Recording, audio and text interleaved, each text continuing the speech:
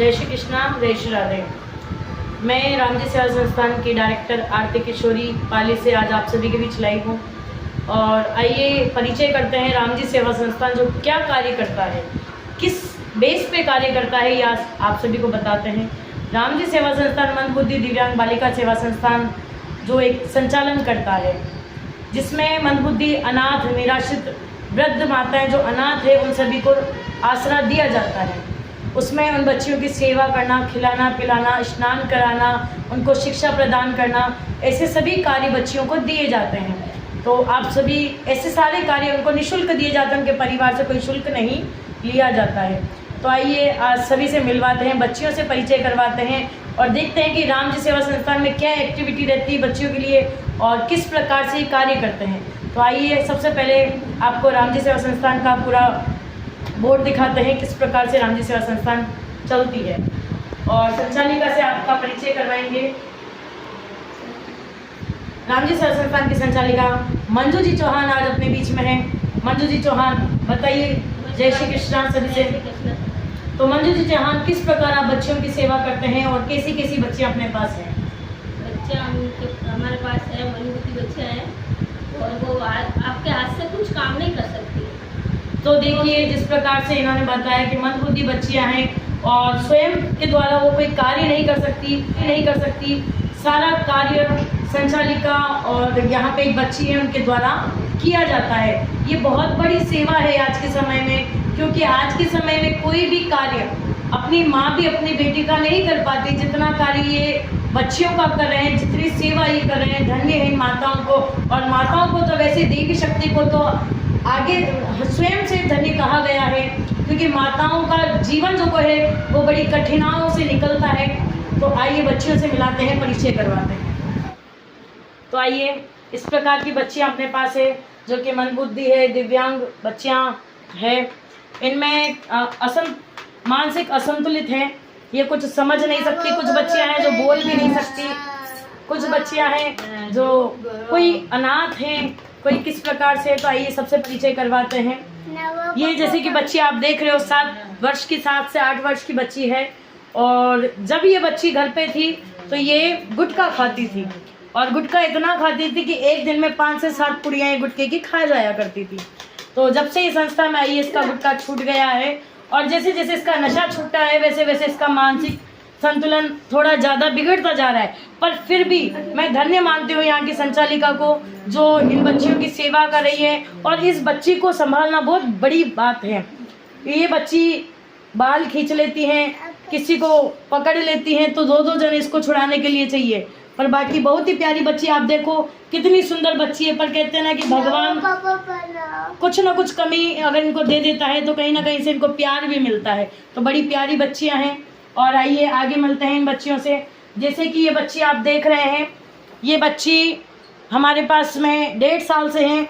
और जब से ये आई है इसके माता पिता ने पहले इसको खूब नींद की गोलियां दी और जब से हमारे पास आई है 1.5 साल हो गया है, इसको एक भी नींद की गोली यहाँ नहीं दी गई है। बड़े प्रेम से रहती है, खाना खाती है। पहले इसकी माँ कहती थी कि ये भोजन नहीं करती है, पर जब से यहाँ आई है इसने भोजन भी किया, फल फ्रूट भी लिया, चाय नाश्ता सभी समय समय से करना सीख गई है। आगे बढ़ते हैं। तो ये बच्ची कोटा से आई हुई है, जो कि इसके पिताजी तो हैं पर माँ नहीं है। और माँ नहीं होने के कारण इसको पिताजी भी नहीं रख पा रहे, इसकी सेवा नहीं कर पा रहे हैं, इसलिए इसके पिताजी ने संस्था में डालना उचित समझा और आज इसकी बड़े अच्छे से सेवा हो रही है। बड़ी खुश बच्ची है। आगे इस बच्ची से मिलते हैं जो कि आपके बटवाड़ा क्षेत्र से हैं। और ये अपने घर से 6 दिन तक गायब रही, लापता हुई, 6 दिन से लापता हुई। और इसके माता पिता नहीं है, इसके एक भाई हैं, जो कि भाई देखो अब कमाने जाएगा तो बहन का ध्यान कौन रखे। इसीलिए इस बच्ची को जब 6 दिन बाद जब इसका पता लगा, पुलिस प्रशासन द्वारा पूरी कार्रवाई हुई और उसके पश्चात इसके भाई ने संस्था में इसको डालना उचित समझा कि शायद मैं इसकी सेवा नहीं कर पा रहा हूँ, पर कहीं ना कहीं मेरी बहन की सेवा यहाँ पे बड़े अच्छे से हो रही है। और आज ये बच्ची बड़ी खुश है, बड़े अच्छे से सभी बच्चों के साथ में बीच में घुल मिलकर रहती है और अच्छे से इसकी सेवा हो रही है। आगे बढ़ते हैं। ये बच्ची भी हमारे पास आई हुई है और बड़े प्रेम से रहती हैं। साक्षी इसका नाम है। आगे बढ़ते हैं तो इसका नाम धर्मी है, जो कि आपके पाली क्षेत्र से ही है और ये बोलती है पर ये मानसिक रूप से बहुत ज़्यादा असंतुलित है। बोलती है पर बाकी कोई कार्य खुद से नहीं कर पाती, कोई समझ नहीं है इनके अंदर।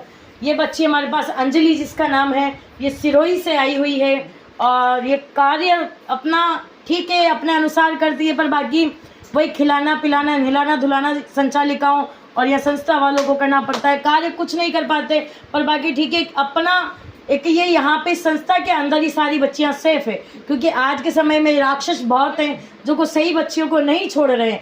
तो आज इन जैसी बच्चियों को जो कि घर से निकल जाए तो इनका कौन धनी हो सकता है, इसीलिए ये बच्चियाँ आज यहाँ सेफ है।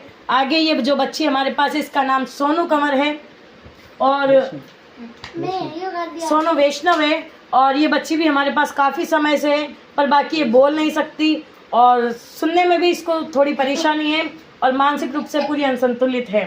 तो आइए आपको एक बच्ची और है जो कि हमारे यहाँ गांधीधाम से है।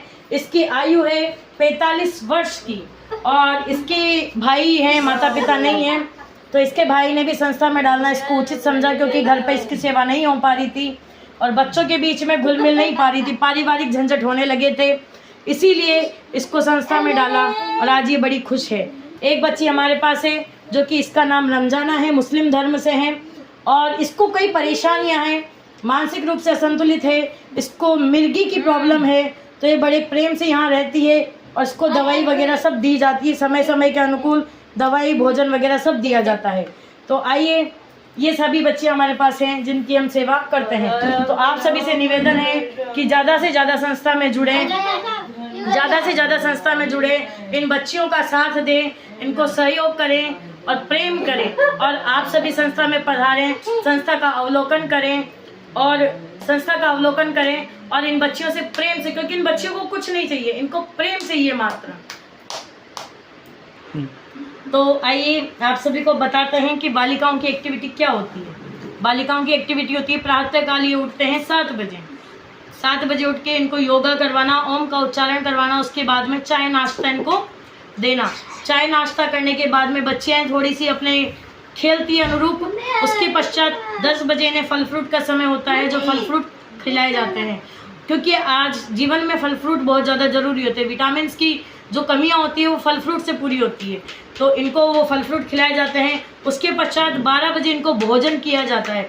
भोजन करवाने के पश्चात इनको कुछ देर के लिए रेस्ट करवाना, उसके पश्चात इनकी एक्टिविटी करवाना, जैसे कि इनका पढ़ना है, कुछ चीज़ों के साथ खेलना जैसे कि बॉल वगैरह है, इनके साथ इनको खिलाना, इनके रंग में घुल जाना मिल जाना, क्योंकि बच्चियों को कुछ समझ नहीं है।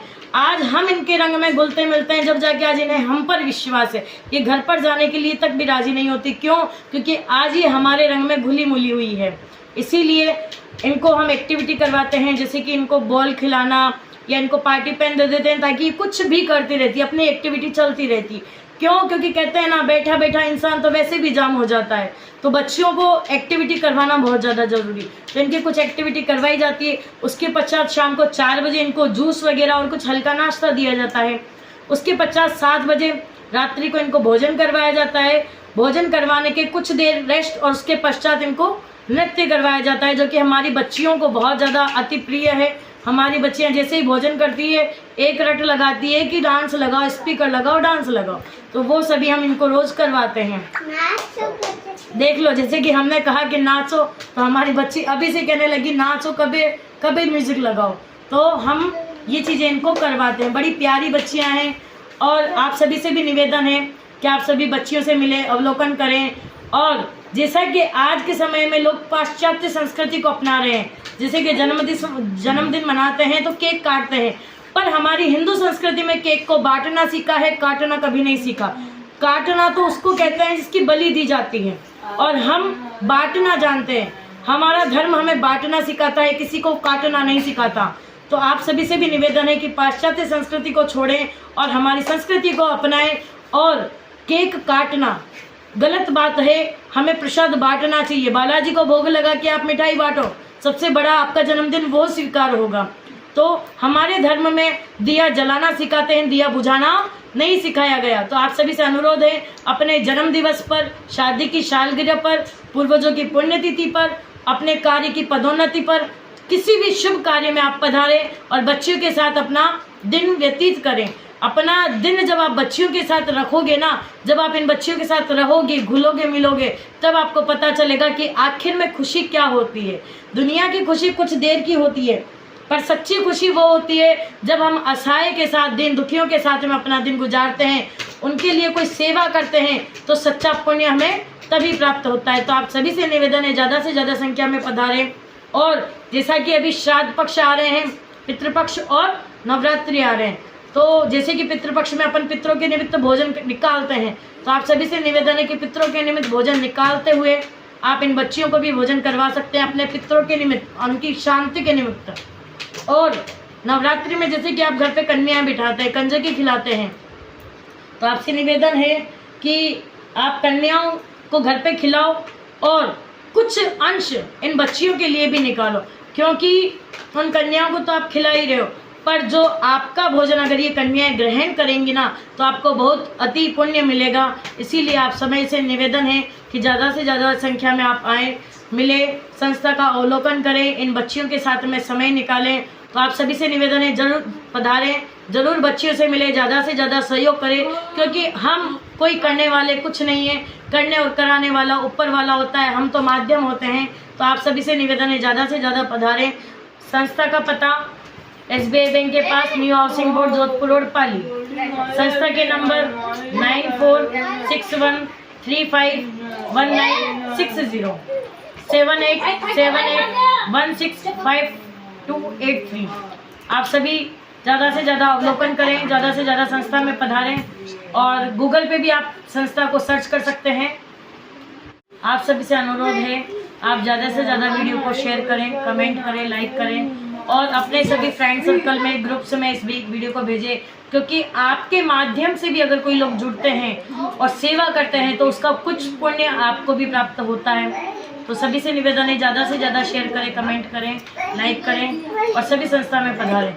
जय श्री राधे, जय श्री राम।